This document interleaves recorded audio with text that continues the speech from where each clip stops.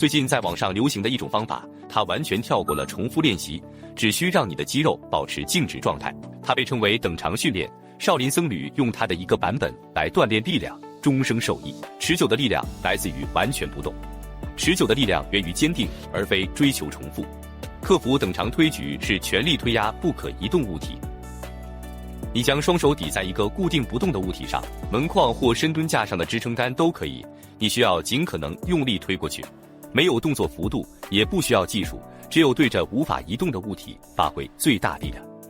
双手放在胸前，全身绷紧用力，就像你在推一堵重达1000磅的墙一样。坚持一定时间，而不是做重复次数。这里用10秒钟真正发力，激活的肌肉纤维比做一整组俯卧撑还多。因为你的神经系统一旦意识到没有任何东西会让步，就不得不调动你所有的肌肉力量。这正是它能如此快速增强力量的原因。当一块肌肉无法缩短或伸长时，你的身体会通过一次性激活所有可用的肌纤维来进行补偿，而不是将锻炼分布在整个运动范围内。这就是你的肩膀和胸部很少被要求承受的那种紧张力量。这也是为什么推开一扇沉重的门，推开卡住的窗户，以及不借助惯性从低矮的椅子上站起来，都会突然感觉比以前更困难的原因之一。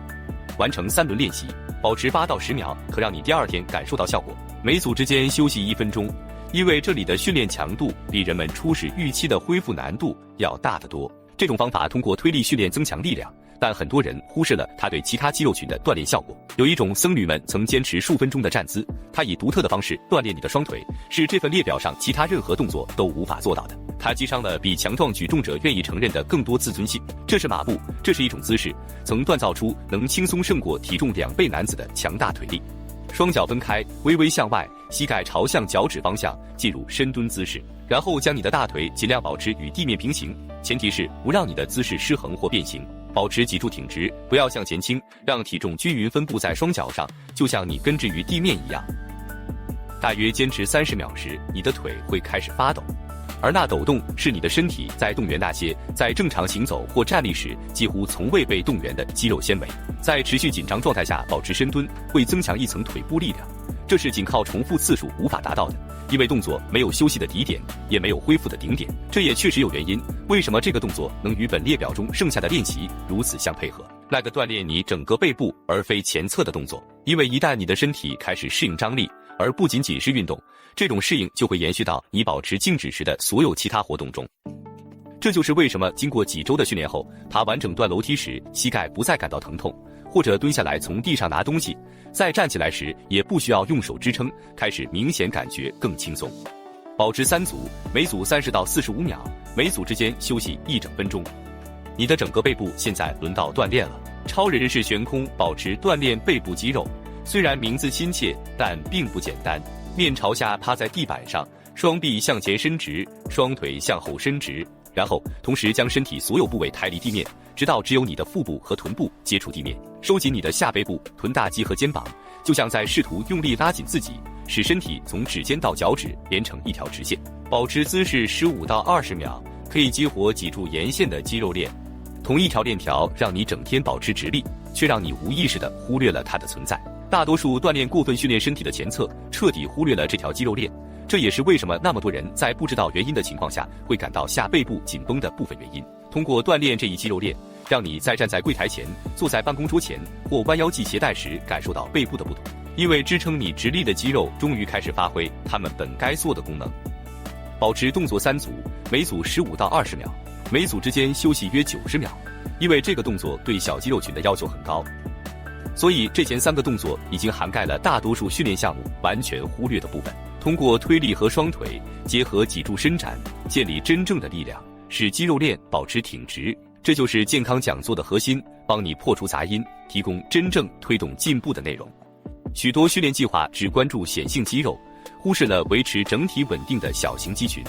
这正是为什么这么多人在某个部位建立了力量，却仍然感觉僵硬、酸痛，或者觉得身体的其他部位正在悄无声息地出现。好的，接下来进行第4个等长动作姿势。握力比身体几乎任何其他力量都悄然消退得更快，而这个动作是最快检验你握力剩余程度的方法。这就是等长引体向上静止动作，它以这个列表中其他任何动作都无法达到的方式锻炼你的背部和前臂。找到一根可以悬挂的单杠，拉起身体直到下巴超过单杠，然后保持这个位置不动，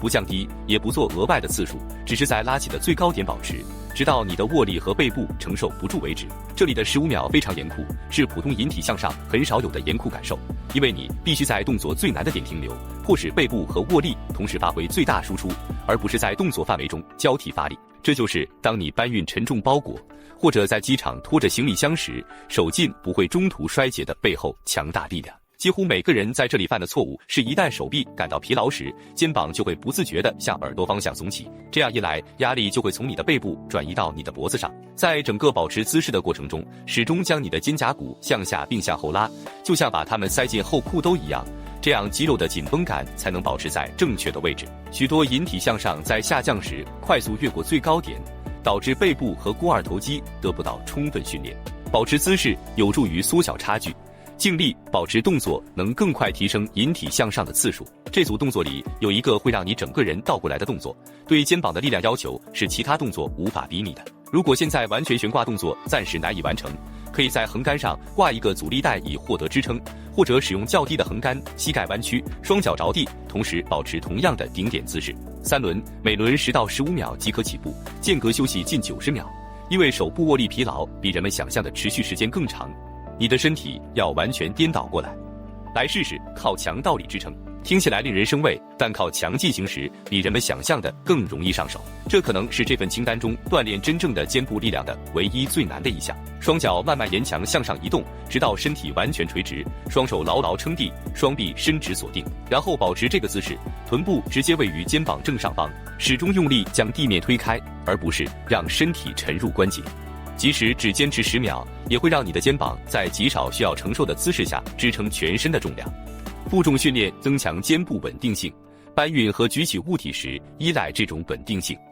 这就是感觉稳固，能够轻松伸手拿高处橱柜物品的肩膀，与刚一抬手就开始疼痛的肩膀之间的区别。张开手指，用指尖用力撑稳，而不是让体重踏在手腕上，因为这里不正确的手部位置是导致手腕酸痛，而不是增强肩部力量的最快方式之一。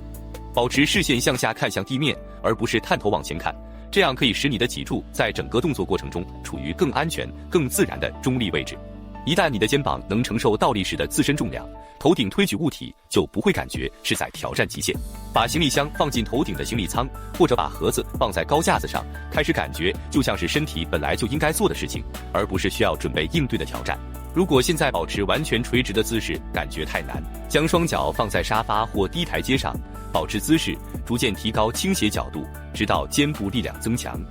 3组，每组10到15秒，是一个稳健的起步。每轮之间休息整整2分钟，因为这同时考验你的肩膀和神经系统。如果你想要一个能让你长期坚持做喜欢事情的基础训练计划，请在视频下方说明栏获取 Reset Your Body Blueprint， 重置你的身体蓝图。